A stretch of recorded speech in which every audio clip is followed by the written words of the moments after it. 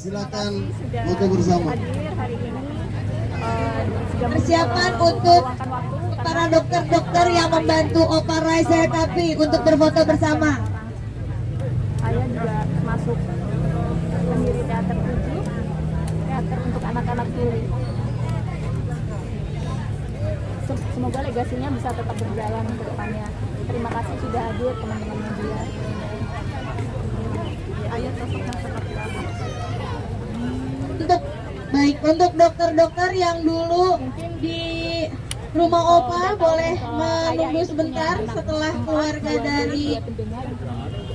dari Nelwan Supit ya, keluarga Nelwan Supit, keluarga besar yang sudah hadir dari Sabang sampai Merauke. Saya ucapkan terima kasih. Orang tuli seperti apa, cara komunikasi seperti apa, dan jangan malu dan jangan takut untuk komunikasi sama anak yang tuli.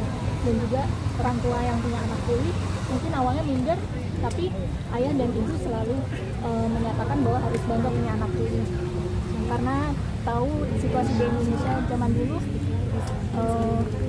orang-orang disabilitas tuli ini masuk ke masyarakat nomor 2, terus dan memperjuangkan supaya masyarakat tuli dan dengar ini bisa setara.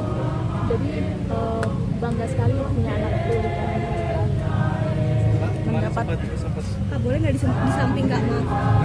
Ini masnya ngomong, biar saya terjemahin ya, jadi sudah melihat saya. Maaf banget, boleh nggak jawab, sudah menghadap ke kamera.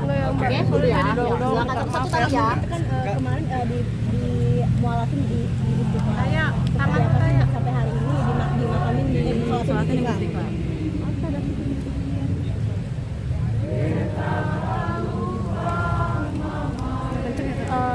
Menarik karena beberapa kali datang ke Masjid Istiqlal dan baru tahu 2 hari yang lalu ketika ketemu ustadznya tahun 1981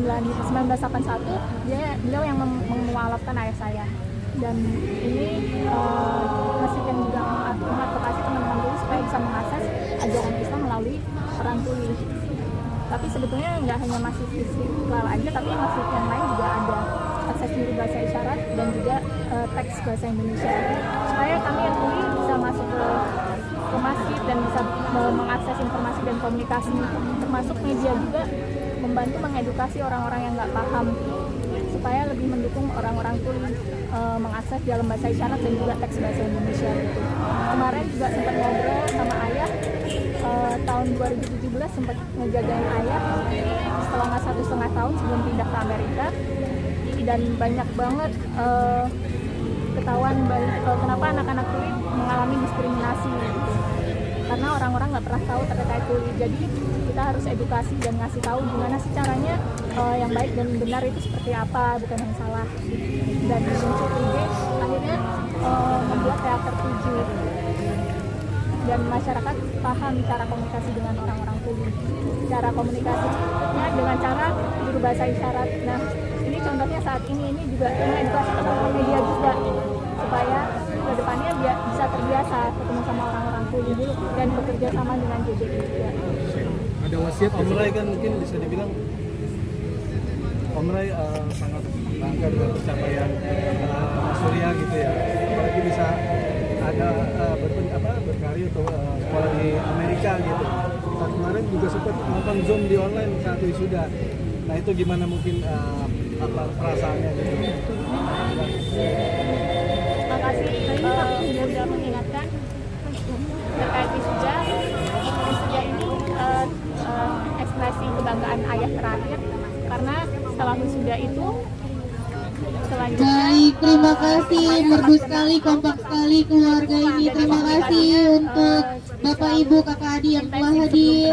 Selanjutnya untuk teman-teman dulu ya, sebentar teman-teman dari cucu pertama almarhum, dari teman Ramiza Praskakun tadi, saya persilahkan untuk bersuah foto.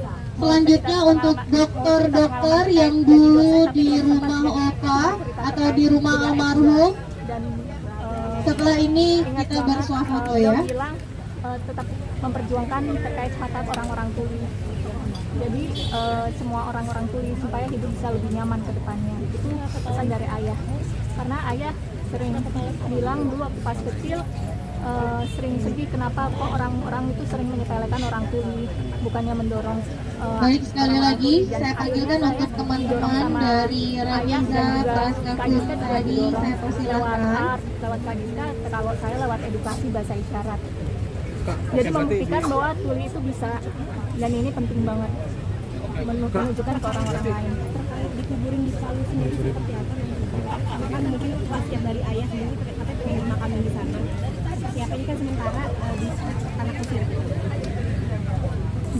Dan belum terlibat komunikasi sama keluarga, tapi ayah pernah bilang kalau mau dimakamin di Siboi dekat sama makam orang tuanya ayah.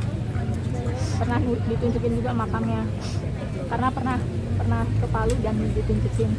Insya Allah bakal dimakamin di sana. Tapi masalah kelanjutannya gimana terserah sama keluarga karena belum terlibat diskusi lebih lanjut. Tapi sebelumnya pernah bilang sama ayah. Pernah dibilang sama ayah seperti itu. ada wasiat di Amerika sendiri kan menjadi dosen. Nah selain itu mungkin aktivitasnya apa lagi sih kegiatan Baik, di selanjutnya Amerika gitu, untuk karir di Amerika dokter-dokter sendiri, apakah yang masih dulu mengejar di apa gitu atau rumah punya target apa obat gitu? atau rumah almarhum boleh berkumpul. Pertanyaan bagus. Sebetulnya saya rencananya mau lanjut S3. Ingin menunjukkan bahwa tuli itu bisa berkarir di dunia akademis. Jadi kesempatan untuk teman-teman tuli jadi lebih lebar, jadi suri teladan juga buat teman-teman tuli di Indonesia seperti apa. Sebetulnya tidak hanya saya aja, tapi ada beberapa tuli Indonesia yang tinggal di Amerika juga. Mudah-mudahan kedepannya bisa kolaborasi dan bikin contoh baik. Mungkin bikin satu universitas yang punya program jurusan tuli atau departemen teater yang terkait bahasa isyarat atau sekolah teater khusus tuli. Alhamdulillah ayah punya mimpi punya tempat bioskop atau tempat teater yang khusus untuk tuli tapi ditonton secara umum. Jadi rencananya mungkin seperti itu. Cukup kesulitan nggak mungkin saat mengajar atau menjadi dosen di Amerika gitu? Ada nggak tingkat kesulitan dan kalau boleh tahu di kota mana Amerikanya? Terima kasih. Saya beruntung karena saya tinggal di Rochester, di New York. Ya cukup dekat dengan Kanada. Total 70.000 tuli tinggal di sana. Orang dengarnya juga sudah terbiasa ketemu sama orang-orang tuli di restoran dan biasa komunikasi. Saya mengajarkan linguistik bahasa isyarat dan juga sejarah tuli, budaya. Jadi mahasiswanya semua tercampur, tapi antara orang dengar dan tuli, tapi mereka sudah terbiasa dengan orang-orang tulis karena sejak SMA sudah beberapa kali ketemu. Dan mudah-mudahan Indonesia bisa mulai seperti itu. Karena ada mata kuliah isyarat di Indonesia memang ada, tapi hanya satu universitas lagi. Tapi mudah-mudahan SBM di Indonesia bisa bertambah lagi lebih banyak. Jadi ada dosen. Kenapa memilih Amerika? Kakak mendengar kabar Bapak sendiri di Amerika sendiri seperti apa? Oh, iya. Sampai akhirnya terbang ke Indonesia.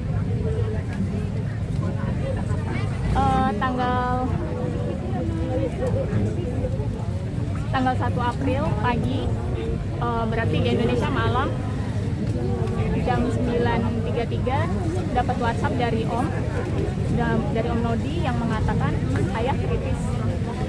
Sempat bingung mau lanjut kerja ke kampus atau gimana. Dan akhirnya bilang ke dosen karena ada situasi emergensi. Jadi jam 10 dan Kak Merdi nge-WhatsApp bilang ayah sudah meninggal. Jadi ngerasa hidupnya berubah, merasa lebih lemas gitu ya. Dan percaya enggak 30 menit 20 menit sekali nangis. Karena sebelumnya sudah tahu kalau ayah itu sudah sakit dari 2017, jadi cukup lama. Ditambah punya trauma juga layanan kesehatan di Indonesia ini. Jadi